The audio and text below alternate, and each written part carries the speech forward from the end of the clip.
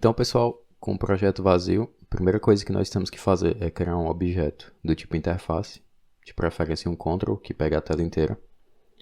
Vou estar renomeando ele para grid line e vou estar atribuindo o script aqui para ele. Vou colocar aqui grid underline line e vou criar. Agora aqui dentro, a primeira coisa que nós vamos fazer é definir algumas variáveis. A primeira, que vai ser uma do tipo float, vai ser referente ao tamanho do nosso grid. Supondo que o teu tile map ele esteja setado a 16 por 16, 24 por 24, tu vai querer que os teus objetos, sejam árvores, qualquer tipo de objeto, eles fiquem centralizados. Mas para isso tu precisa primeiro definir um tamanho para o teu grid. Nesse exemplo aqui, o meu grid ele vai ser do tamanho de 16.0.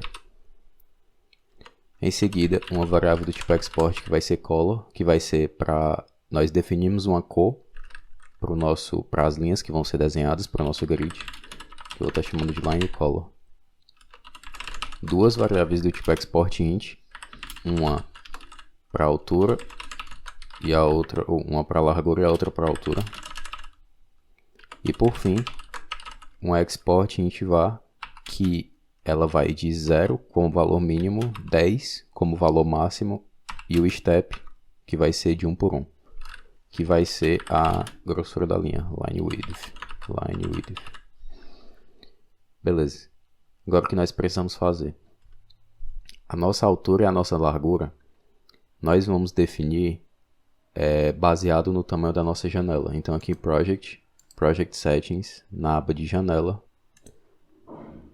aqui nós temos que a nossa largura e que a nossa altura é de 1024 por 600, respectivamente. Então, o valor que nós precisamos passar aqui é 1024 por 600. Só que, como nós temos o tamanho do nosso grid, nós vamos dividir esse valor por 16 para que nós tenhamos o step.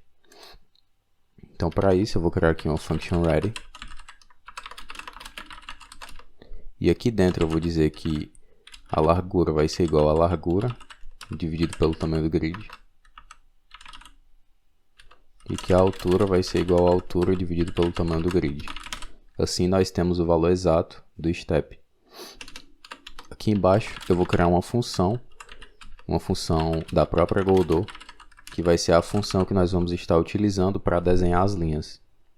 Por isso que nós criamos o objeto do tipo control, porque a função draw ela só está disponível nesse objeto aqui.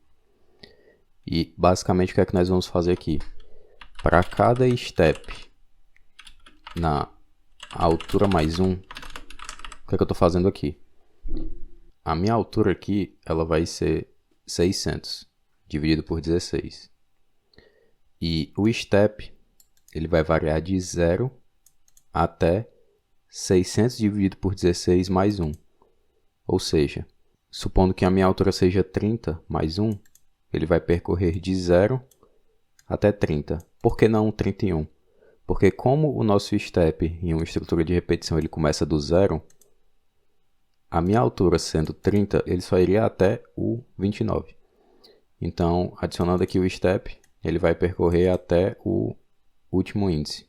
Agora nós vamos chamar a função que vai desenhar as nossas linhas, que é a drawLine. A drawLine ela recebe vários argumentos, como vocês podem ver. O ponto inicial, o ponto final, uma cor, um tamanho da linha, se o anti-aliased está ligado ou não. E bom, qual vai ser o primeiro parâmetro que nós vamos passar? Vai ser um vector 2, onde vai ser 0 em x, step em y, multiplicado pelo grid size. Basicamente, o que é que eu estou dizendo aqui? Eu estou dizendo que o meu ponto inicial de todas as linhas na altura, ele vai ser 0 em x, step multiplicado por grid size. Onde grid size vai ser o meu tamanhozinho, o tamanho do meu tile, que é 16. E o meu step ele vai variar de 0 a 30, nesse exemplo que eu estou dando. Então ele meio que vai construir várias linhas no ponto 0. Uma no 0, 0, uma no 0, 16, uma no 0, 32 e assim por diante, até chegar no final. Então é basicamente isso que ele vai fazer aqui. Ele vai construir o ponto inicial. Em seguida, eu vou ter o ponto final. O ponto final vai ser a minha altura, width, em x, o meu step em y, multiplicado pelo meu grid size. O que é que eu estou fazendo aqui? Lembram que aqui eu estava colocando pontos no 0,16, 0,32, 0,48 e assim por diante? Aqui eu estou colocando ponto na minha altura, na minha largura máxima. No caso, a minha largura aqui é 1024. 1024 por 0, 1024 por 16, então ele está colocando o ponto lá no final. E essa drawline, ela vai ligar os pontos baseado nesses dois pontos, o ponto inicial e o ponto final.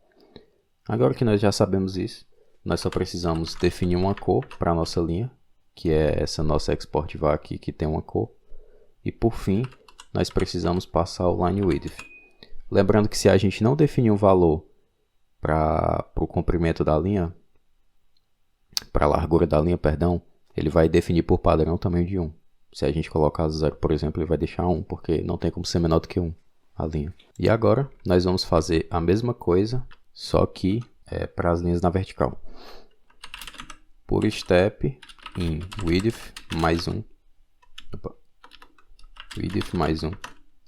Aqui a lógica vai ser bem parecida. Nós vamos desenhar linhas, onde eu vou ter vector 2, que vai de step até 0, aqui é invertido, multiplicado pelo grid size. Porque agora o nosso x que vai variar, o nosso 0 ele vai ser fixo lá em cima, então nós vamos ter 0, 0, 16, 0, 32, 0, 48, 0 e assim por diante.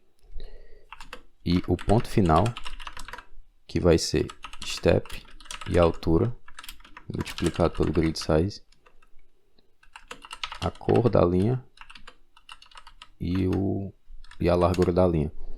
Basicamente, o segundo parâmetro aqui é o mesmo esquema. 0, 600, 16, 600, 32, 600 e assim por diante. E agora, como nós já definimos isso, eu vou estar salvando essa cena aqui como grid, underline, line, e vou salvar. Agora aqui, eu posso definir a linha da cor que eu quiser. Posso definir uma largura para a linha. E se eu rodar essa cena,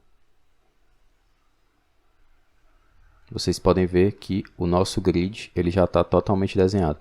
Por que ele ficou meio imperfeito aqui no final?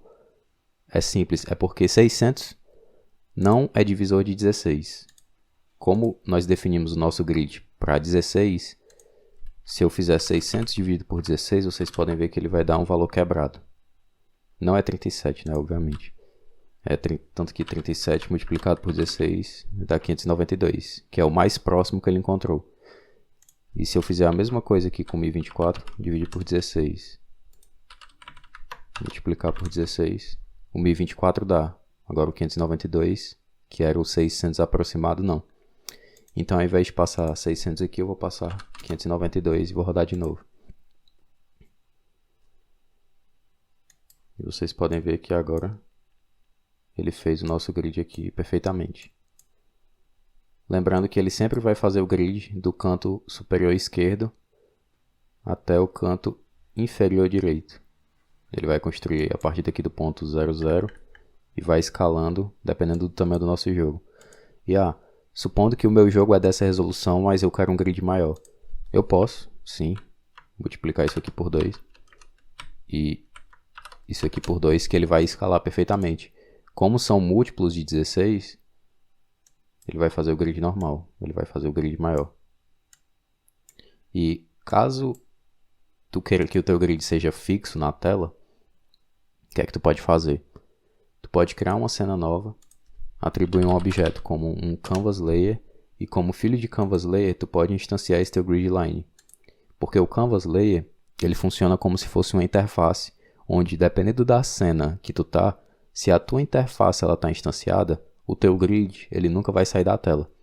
Então dessa forma, tu só precisa definir o tamanho de resolução que tu tá trabalhando, que nesse caso é 1024 por 592. Tu só precisa definir esse tamanho, que o teu personagem ele pode estar se movimentando pela tela, que o grid vai ficar seguindo o teu personagem. E bom, era basicamente isso que eu tinha para esse tutorial, pessoal. Forte abraço e até a próxima. Valeu!